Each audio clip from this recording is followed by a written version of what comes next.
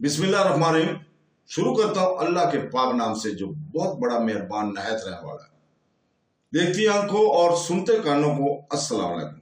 बहनों, भाइयों और बुजुर्गों, आज हम अबू बकर शिबली जैसे अबू बकर शिबली के नाम से भी जाना जाता है, एक मुमताज इस्लामी स्कॉलर थे जो सन 862 ईस्वी 248 हिजरी में बगदाद शहर में पैदा हुए। बगदाद इस वक्त इस्लामी दुनिया में सकाफत, तजारत और इल्मी अलूम का एक फरोग पजीर मरकज था, जो अपने वसी तर फिक्री माहौल के लिए जाना जाता था, जिसने शिबली की इब्तदाई तरक्की को बहुत मुतासर किया। वो एक आजिजाना पस मंजर से तल्लुक़ रखते थे, जिसने इन्हें इस्लामी इल्म के मुख्तलिफ शोबों में गहराई से मशगूल होने का मौका फराहम किया। शिबली की इब्तदाई सालों में इल्म की प्यास, तजस्सुस और गहरा रूहानी रुझान था। इन सब ने बाद में इस्लामी फिक्र में इनकी शराकत की बुनियाद रखी। शिबली की तालीम का आगाज इनके आबाई शहर से हुआ, जहां मुख्तलिफ उलमा की तालीमात से रोशनास हुए। उन्होंने इस्लामी फिक़्ह, अलहियात और तसव्वुफ़ का मुताला किया। अपने वक्त की भरपूर फिक्री रवायत में गर्क हो गए। सीखने के लिए उन्होंने की लगन ने इन्हें निशापुर और कूफा समेत मुख्तलिफ शहरों का सफर करने हुए देखा गया, जहां उन्होंने मुमताज उलमा से तालीम हासिल की।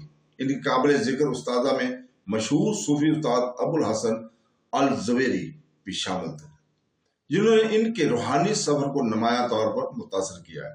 शिबली की सूफी असूलों और तर्ज अमल के बारे में गहरी समझ ने इनकी आलमी नजरिया को तश्कील दिया, जिससे वो रूहानियत और रोशन ख्याली के लिए वक्फ जिंदगी की तरफ रहनुमाई करता है।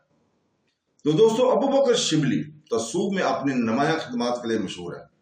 वो एक मशहूर सूफी बुजुर्ग बन गए और कादरी हुक्म से वाबस्ता थे, जो मोहब्बत, अकीदत और खुदा की तलाश पर जोर देने के लिए जाने जाते थे। शिबली की जिंदगी इनकी खुदा से गहरी अकीदत और इल्म की अनथक जस्तजू से नुमाया थी।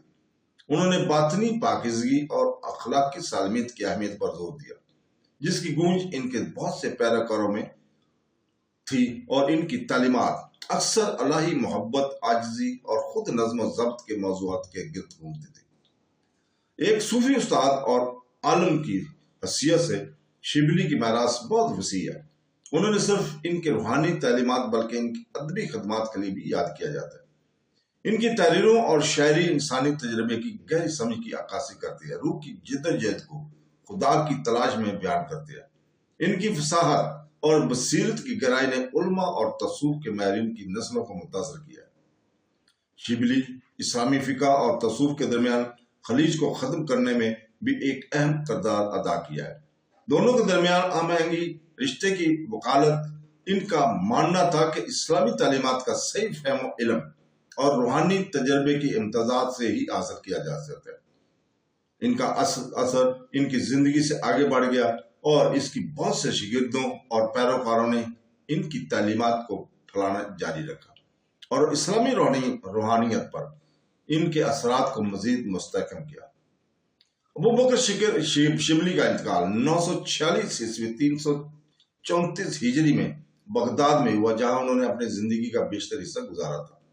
इनकी वफात से तसूफ की तारीख का एक अहम बाब का खात्मा हो गया था, लेकिन इनकी तालीमात और तहरीरों और इनके इंतकाल के तवील अरसे बाद भी तरक्की करते रहे। शिबली का मज़ार बगदाद में वाक़ है, जो बहुत से सूफी पैरोकारों इनके काम के मदहों के लिए ज़ियारतगाह के तौर पर काम करता है। इनकी आरामगाह ताज़ीम की एक अहम जगह बन गई है, जो इनकी रूहानी मेरास से जुड़ने की कोशिश करने वालों को अपनी तरफ मतवज्जो करती है। अबू बकर शिबली का मज़ार इनके शागिर्दों और पैरोकारों ने इनकी वफात के फौरन बाद ही तमीर किया था। ये इसकी असर रसूख और इस गहरी इज्जत के सबूत के तौर पर खड़ा है, जो इसने अपनी पूरी जिंदगी में हासिल किया। इस ढांचे में सदियों के दौरान मुख्तलिफ तज़ीन और आशराइश की गई है, जो बगदाद के बदलते हुए तमीराती अंदाज और सखावती असरात की अक्कासी करती है। इन तब्दीलियों के बावजूद शिबली की तालीमात को निचोड़ मज़ार के अंदर महफूज है, जो इसे सुकून, आराम और रूहानी रहनुमाई की मुतलाशी अफराद के लिए एक पनाहगाह बना देता है। अबू बकर शिबली की जिंदगी और तालीमात इस्लामी, स्कॉलरशिप और रूहानियत की एक भरपूर نمائندگی کرتی ہے۔ تصوف میں ان کی شراکتیں ان کے ادبی کاموں کے ساتھ سچائی اور علم کے متلاشی کے لیے گونجتی رہتی ہیں۔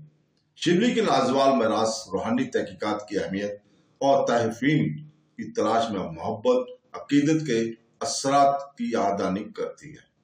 بغداد میں ان کا مزار نہ صرف ان کی زندگی کی یادگار کے طور پر کھڑا ہے بلکہ تصوف کے راستے پر چلنے والوں کے لیے روشنی کا ایک مینار بھی ہے، جو ہمدردی، عاجزی اور الہی محبت کی لازوال اصولوں کو مجسم کرتا ہے، جس کی اس نے بہت پرجوش طریقے سے وکالت کی تھی۔ تو بہنوں، بھائیوں، بزرگوں، آج ہم یہاں سے اجازت چاہتے ہیں کل تک کے لیے، اور کل ہم انشاءاللہ تعالی اگلے صوفی بزرگوں کا انشاءاللہ تعالی بیان کریں گے، ان کے مقبرے کے بارے میں، اور کل تک کے لیے اجازت، اللہ حافظ۔